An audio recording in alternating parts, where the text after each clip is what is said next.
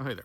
So back at the turn of the century, quarter of a century ago, 25 years ago, it looked like I was doing pretty well financially. And I was like, I think I'm going to be retired at a pretty young age. And I've worked really hard, worked 100 hours a week on average. And people are like, you can't do that. I'm like, well, there's 168 hours in a week. So yeah, I 100% can. I don't sleep much. And I haven't really like lived life, if you will. Like I've worked a lot, but I haven't really lived life. And what do I want to do with my life now that I have the freedom, financial freedom, to not have to work all the time? And I really didn't have.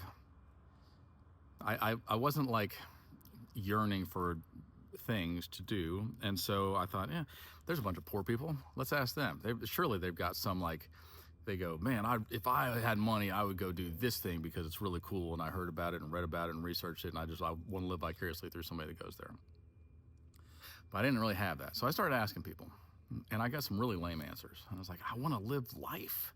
I want to live life to its fullest. So, like, what are some things I can do with my life when this opportunity comes?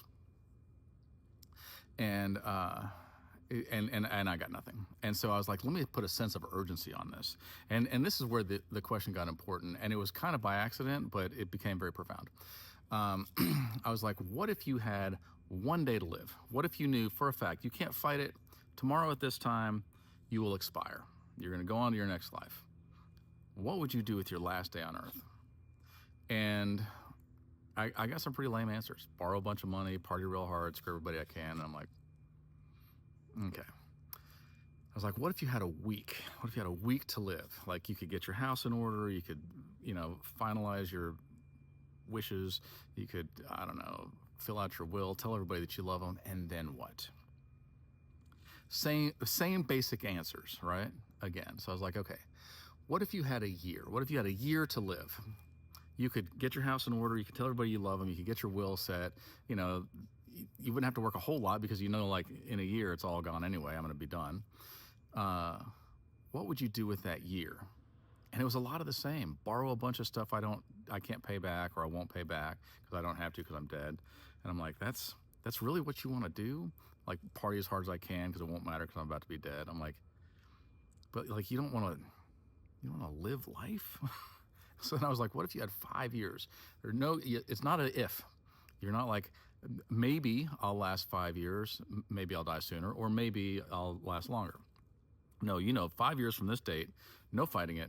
This is it. You're done.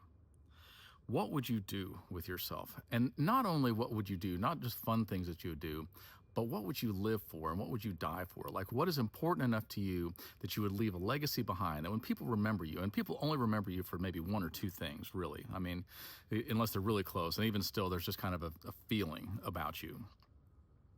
What would you want that to be? What would you want to leave behind that you're like, the world is a better place because of me, because I did this, because I poured my life into this thing? And sadly, I got a bunch of lame answers. I mean, it was a lot of the same. It was a lot of borrow stuff and not pay it back. It's like basically selfish, sinful desires. And I'm just like, don't people want more? Like, what do you believe in enough that you're willing to like give your life, and not just to die for it, but to live for it? What do you believe in enough? What is it that you're like, I want to do these things with my life? Because we have a limited time and we don't know how much time we have. Because I was saying that stuff 25 years ago, and it turns out that I put a sense of urgency on my life. And I was like, I want to live my life like it's an adventure. I want to do amazing things. I want God to commend me. I want him to look me dead in the eyes and go, I'm proud of you, John. Well done, good and faithful servant. I want, when he comes back or when I die, I want him to find me with my hand on the plow, like doing what he told me to do. This isn't some amazing feat. This is simply loving God with all your heart, soul, mind, and strength, and loving your neighbor as yourself. That's what he asks us to do. It is not hard, right? But it is. It can take all of your effort just to be able to do those things, to go, how can I love that unlovable person? How can I forgive that unforgivable person? How can I be merciful to somebody who does not deserve mercy? That is a challenge. And you think, I've got it figured out. You just do it. It's just black and white. And then life throws a curveball at you and you're like, but how do I do that? And if I spend the rest of my life just trying to figure that part out, I'm okay. And I thought about it a lot. And you know, so I've been a Christian now for 36 years, a little bit over. But, you know, this was 25 years ago that this happened to me. And I've done a lot of things. But to me, I don't need a bunch of commendation. I don't need a bunch of public display and pomp or anything like that. Like, if at the end of my life, Jesus takes me in a room and says, John, I'm proud of you. I'm proud of you. These are the things that you did, and I love you. And when I think of your name, I start bragging to people. And he just gave me a hug, and he's like, that's all you get. I'd be like, that is enough. That right there is enough for me that at the end of life, if I did all of this and that's all I got, I'd be like, I win.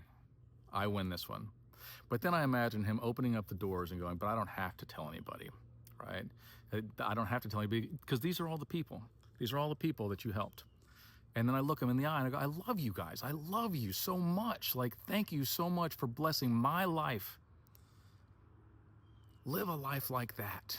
Live a life that is worthy of God telling you, well done, good and faithful servant. Love you guys.